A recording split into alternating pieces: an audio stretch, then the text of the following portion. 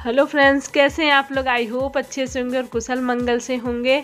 तो मैं भी ठीक हूँ और यहाँ पे शुरू होने जा रही हैं शादी की रस्में। तो जानते हैं बेटी की शादी में कितनी सारी रस्में होती हैं। तो सबसे पहले जब बारात आती है तो कितने धूमधाम से आती है, और जिसको डांस करना नहीं भी आता है वो भी बारात आते समय ज़रूर डांस करता है। कुछ लोग पी के तो कुछ लोग बिना पिए, मतलब पूरी मस्ती एंजॉय के साथ डांस करते हुए बारात लेके आते हैं। और फिर हमारे यहाँ ये पूरा सजाया गया है। ये खेत, सामने खेत होता है। हम लोग क्या, इतनी जगह होती है गांव में कि कहीं बुक करने की ज़रूरत नहीं पड़ती है। बस ये टेंट वालों को सब बुक कर देते हैं तो ये आके डेकोरेशन, सजाना, सारी चीज़ें, तैयारियां कर देते हैं। जितनी इतनी जगह होती है, घर के सामने ही ये सारा कुछ सजाया गया है। यहीं खाना पीना सब होगा। और उसके बाद जब बारात आ जाती है तो कितनी देर, घंटों डांस करने के बाद बारात पहुंचती है कि पूछिए मत। 1-2 घंटे पहले ही खबर आ जाएगी कि हाँ बारात आ चुकी है। तो 2-3-4 घंटे डांस करते हुए धीरे धीरे ये लोग बारात लेके आ जाते हैं। जब द्वार पे बारात पहुंच जाती है ढोल नगाड़ों के साथ में, तो खुशियाँ इतनी होती हैं कि हाँ बारात आई, बारात आई। पूरे घर में हल्ला मच जाती है और लोग सब तैयार होके वेट करते रहते हैं, बारात आने वाली है, जल्दी जल्दी जल्दी जल्दी सारी तैयारियों के बाद में। और यहाँ जब बारात हमारे ये घर के बाहर द्वार का सीन है, तो सबसे पहले जो होता है हम लोग के यहाँ दूराचार बोला जाता है, उसी के लिए सब सजाया गया है। यहाँ पे दूराचार की रस्म होगी। तो बस यहाँ पे गाड़ी आ गई है, तो दूल्हे को लेके आएंगे। तो यहाँ मेरे भाई लोग हैं, बोल रहे थे उठा लेते हैं, पर इन्होंने मना कर दिया कि नहीं नहीं, उठाने की ज़रूरत नहीं है, हम ऐसे ही चले जाएंगे। तो बस यहाँ पे कुछ फ़ोटो सेशन वगैरह भी साथ ही साथ, एक तो शादी विवाह में रस्मों के साथ साथ उतनी ही फ़ोटो और वीडियो, फिर ये यादगार भी हो जाती है। ज़रूरी भी होता है फ़ोटो वगैरह लेना, नहीं तो कुछ दिन बाद आदमी भूल ही जाए। लेकिन ये सब देखता है तो फिर से सारी यादें ताज़ा हो जाती हैं। और यहाँ पे ये भाई के साथ ये रस्म होती है, दूल्हा के चार पे एक दूसरे को पान खिलाना, गले मिलना, माला पहनाना। उसके बाद दूराचार जब ख़त्म होता है तब शुरू होता है जयमाल जो होता है। तो बेटी को लेके बाहर बस निकल रहे हैं, तो तैयार होके इंतज़ार रहता है। और दूरा के चार में एक रस्म और होती है, एक पान मुंह से थोड़ा सा करके फिर दूरा के चार में बिना किसी के देखे दुल्हन पान फेंक देती है जहाँ दूरा के चार होता रहता है। और उसके बाद फिर ये जयमाला के लिए फिर ले जाते हैं, जो स्टेज सजा होता है। हम लोग के यहाँ बाहर ही ये स्टेज सजाया गया है, तो बस वहाँ तक लेके जा रहे हैं। और इस समय इतनी गर्मी थी, मई का लास्ट का महीना था, 29 मई का दिन था, तो बहुत ज़्यादा गर्मी थी। पसीने पसीने, हम लोग के गांव में गर्मी भी खूब पड़ती है। लेकिन कोई नहीं, जब शादी होती है तो सब गर्मी ठंडी सब भुला के आदमी शादी के उसमें इतना व्यस्त रहता है कि कुछ नहीं याद आता है। तो बस यहाँ पे जयमाल के लिए ले गए हैं। और फिर सारे ही लोग, जितनी भी फैमिली मेम्बर होते हैं, मम्मी पापा, मतलब अगल बगल के भी हम लोग के यहाँ सब आशीर्वाद देने के लिए जाते हैं। तो ये काफ़ी देर ये वाला चलता है। तो ये सब मैं भी गई थी। और यहाँ पे सारी ही लेडीज़ें जो भी इधर के होते हैं, उधर से तो ज़्यादा लेडीज़ वगैरह नहीं आती हैं हम लोग के यहाँ, तो सब बैठ के देखते रहते हैं साथ ही साथ। और ये वाला थोड़ी देर तक ही चलता है जयमाल वाला। और उसके बाद फिर फ़ोटो वगैरह जो क्लोजअप बनता है, वो सारी चीज़ें भी यहीं पे फिर हो गई थी। और उसके बाद यहाँ पे सब भाई बहन, ये हम चारों भाई बहन हैं, बस फ़ोटो वगैरह हुई है हम लोगों की। और उसके बाद फिर शुरू होता है, दूसरी रस्में शुरू होती हैं। तो जो लड़के वालों के यहाँ से जो सारा सामान आता है लड़की के लिए, जितनी साड़ियाँ वगैरह, सारे कपड़े, ज्वेलरी, सारी चीज़ें चढ़ाव की बोलते हैं। चढ़ाव आया है हम लोग के यहाँ गांव में कि चढ़ाव आया, चढ़ाव आया। तो सबसे पहले वही होता है, ले आते हैं लड़की को। तैयार भी उस टाइम पे नहीं, बस ऐसे ही नॉर्मल ड्रेस में ले आते हैं और ये वाली रस्म कर देते हैं। जो ताक पाट आता है वो पहना दिया जाता है लड़की को।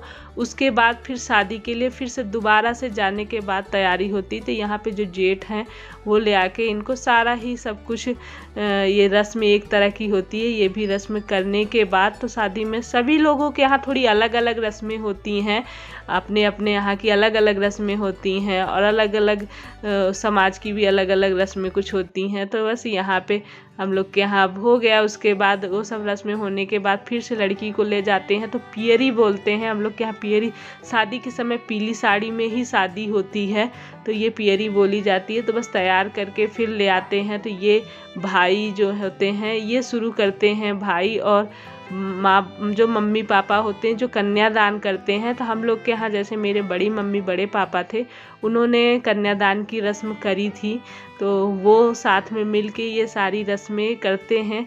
तो कितनी इमोशनल रस्में होती हैं और पूरी रात हम लोग के यहाँ ये सारी चीज़ें करने में देख रहे होंगे। सुबह हो गई है कन्यादान, उसके रस्म के बाद ये कन्यादान की पाँव पूजी की रस्म होती है, तो वही पाँव पूजने वाली रस्म कर रहे हैं। तो जो सबसे पहले जो मायन पूजे रहते हैं मम्मी बड़ी मम्मी बड़े पापा, इनके बाद पूरे ही घर के फैमिली मेम्बर, मतलब फैमिली मेम्बर क्या सभी आते हैं अपने आदमी के साथ में ये रस्म निभाने के लिए। हाथ पीले कर रहे हैं, देख रहे होंगे आप लोग।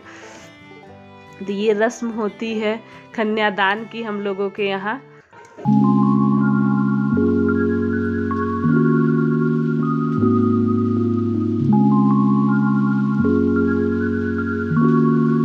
यहाँ पे मम्मी डैडी फिर आए हैं, मेरे मम्मी डैडी आए हैं, मतलब सभी लोग फिर बारी बारी से मामा मामी चाचा चाची भैया भाभी, मतलब घरे काफ़ी लोग सब ये कन्यादान की रस्म में पाँव पूजते हैं। तो पाँव पूजी की रस्म ये बोली जाती है।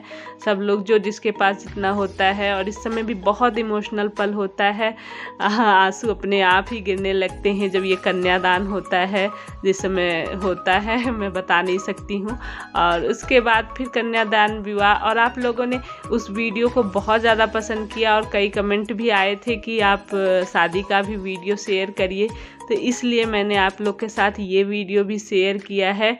आई होप आप लोग को पसंद आएगा। और यहाँ पे फिर फेरों की रस्म शुरू हो जाती है, कन्यादान, और पंडित जी साथ ही साथ बहुत सारे मंत्र पढ़ते रहते हैं। तो 7 फेरे जो होते हैं ये हो रहे हैं। तो हमारे लोग के यहाँ ऐसे ही जो एक बांस बोला जाता है, हम लोग के यहाँ ये मंडप बना रहता है। मंडप में ये जो मतलब इस तरह से होता है जैसे टीवी वगैरह में दिखाते होंगे कि आग का फेरा लेते हैं, तो हम लोग के यहाँ तो इसी तरह से होता है। दीपक एक ये जलता रहता है और ये शुभ मतलब इसी तरह से जो मंडप बना रहता है। भाई यहाँ पे लावा परछना बोलते हैं, लावा परछने यहाँ से लड़के वालों के यहाँ से भाई के लिए मतलब कपड़ा भी आता है, और वही वहाँ का कपड़ा तो पहनते नहीं तुरंत, तौलिया जो होती है वो ले लेते हैं कंधे पे, और उसके बाद ये लावा परछने की एक फेरा होता जाता है। और जितनी बार घूमते हैं उतनी बार ये जो लावा होता है ये डालते हैं, और इसी समय पंडित जी 7 वचन जो होता है वो बोलते जाते हैं।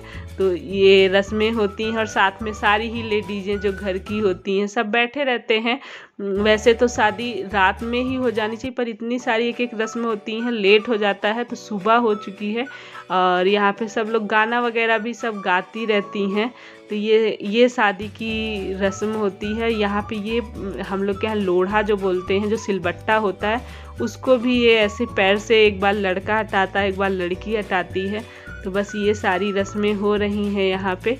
और उसके बाद ये सिंदूर वाला होता है। तो हम लोगों में सिंदूर कभी भी खुले में नहीं पहनाया जाता है, सिंदूर को हमेशा ढक के चद्दर से अंदर ही लड़का जो है लड़की के मांग में सिंदूर डालता है, खुले में नहीं होता है। ये रस्म ऐसी ही शुरू से रस्म रिवाज चली आई है। उसके बाद भाभी या बुआ कोई एक जाके सिंदूर बहौरना बोलते हैं। सिंदूर मतलब किसी भी कपड़े से जाके जैसे थोड़ा सा फेस वगैरह पे हो जाता है तो उसको साफ उसी चद्दर के अंदर ही भाभी या फिर बुआ करती हैं।